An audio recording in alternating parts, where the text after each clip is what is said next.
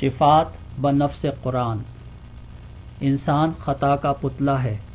اگر خطا کار اپنے گناہوں پر نادم ہو کر اللہ سے بخشش چاہے، ایسے انسان کے لیے اسلام میں گوشہ عافیت موجود ہے۔ شفات یعنی سزا سے بچانے کا حق اللہ ہی کے پاس ہے، اور یہ حق شفات اس نے کچھ ہستیوں کو دیا۔ اس کے باوجود چند مسلم حلقوں کے خیال میں غیر اللہ کو شفات کا حقدار سمجھنا کفر ہے۔ آئیے اس مسئلے کو قرآن کی روشنی میں دیکھتے ہیں۔ ارشاد ہو رہا ہے، کہہ دو کہ شفات کا اختیار تو صرف اللہ کے پاس ہے۔ سورہ زمر آیت 44۔ اور اس کے سوا نہ کوئی تمہارا ولی ہے اور نہ شفیع۔ سورہ سجدہ آیت 4۔ اس کے سوا نہ تو کوئی ولی ہوگا اور نہ شفات کرنے والا۔ سورہ انعام آیت 51۔ لیکن اللہ نے درجہ قرب کمال کے سبب چند ہستیوں کو شفاعت کا حق دیا۔ ان ہستیوں میں پہلا گروہ صرف ان امور میں شفاعت کر سکتا ہے جس کی اللہ اجازت دے۔ کون ہے جو اس کی اجازت کے بغیر کسی کی شفاعت کر سکے؟ سورہ بقرہ آیت 255۔ اللہ کا اذن حاصل کیے بغیر کوئی شفاعت نہیں کر سکتا۔ سورہ یونس آیت 3۔ اس روز کسی کی شفاعت کچھ فائدہ نہ دے گی مگر اس شخص کی جسے اللہ اجازت دے اور اس کی بات کو پسند فرمائے۔ سورہ طٰہٰ آیت 109۔ اور اللہ کے پاس شفاعت کام نہیں دیتی بغیر اس کے اذن کے۔ سورہ سبا آیت 23۔ بیٹوں نے کہا کہ ابا ہمارے لیے گناہوں کی معافی مانگیے، بے شک ہم خطا کار تھے۔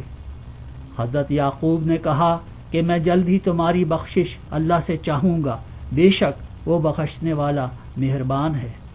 سورہ یوسف آیت 97 اور 98۔ اور حضرت نوح نے اپنے رب سے عرض کی کہ میرا بیٹا بھی میرے اہل میں سے ہے، تو اس کو بھی نجات دے، تیرا وعدہ سچا ہے اور تو سب سے بہتر حاکم ہے۔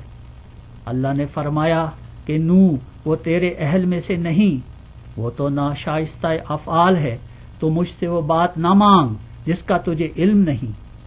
میں تجھے نصیحت کرتا ہوں کہ نادان نہ بن۔ سورہ ہود آیت 45 اور 46۔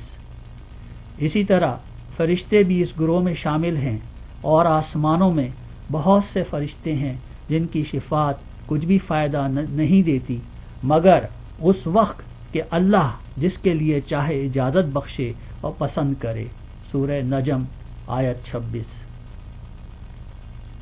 دوسرا گروہ ان ہستیوں پر مشتمل ہے جنہیں اللہ نے شفاعت کا حق کلی طور پر دیا۔ ارشاد ہو رہا ہے، جب وہ اپنی جانوں پر ظلم کریں اور وہ تمہارے یعنی محمد کے پاس حاضر ہوں، پھر اللہ سے معافی چاہیں اور رسول ان کی شفاعت فرمائیں، تو ضرور اللہ کو بہت توبہ قبول کرنے والا اور مہربان پائیں گے۔ سورہ نساء آیت 64۔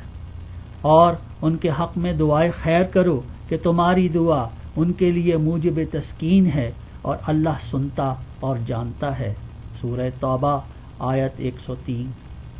اور جن کو یہ لوگ اللہ کے سوا پکارتے ہیں شفاعت کا اختیار نہیں رکھتے۔ ہاں، شفاعت کا اختیار ان کو ہے جو علم و یقین کے ساتھ حق کی گواہی دیں۔ سورہ زخرف آیت 86۔ لوگ شفاعت کے مالک نہیں مگر وہ ہستیاں جن سے اللہ نے عہد لیا۔ سورہ مریم آیت 87۔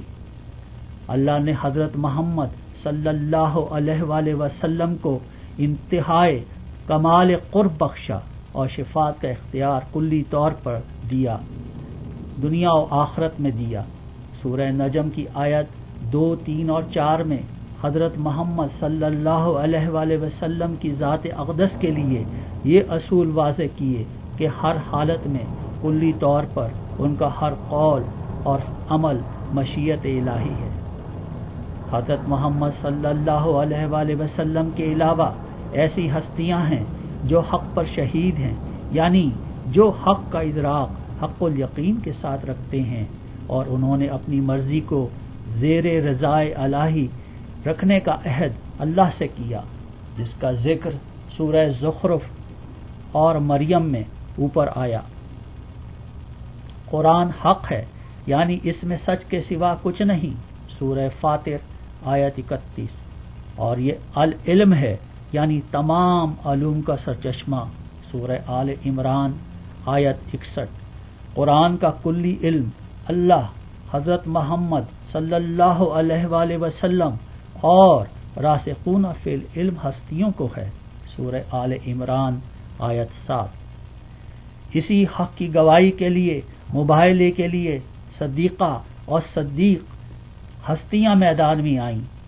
نیز قرآن کے وارث وہ ہستیاں ہیں جو مصطفیٰ کی منزلت پر ہیں، سورہ فاطر آیت 32۔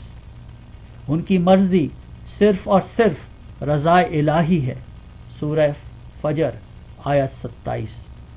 اور وہ کسی کی شفاعت نہیں کرتے مگر اس امر کی جس سے اللہ خوش ہو، سورہ انبیاء آیت 28۔ حضرت محمد و آل محمد عالین یعنی بلند مرتبے والے ہیں، اور حضرت آدم علیہ السلام کی تخلیق سے پہلے اس درجے پر فائز تھے، سورہ صاد آیت 75۔ ان کو قرب الہی ہمیشہ سے مسلسل حاصل ہے، اور اللہ ایمان والوں کو حکم دیتا ہے کہ وہ ان کا قرب اختیار کریں، سورہ احزاب آیت 56۔ ان مخلص ہستیوں پر شیطان کو کوئی اختیار نہیں، یعنی وہ معصوم ہیں، سورہ صاد آیت 83۔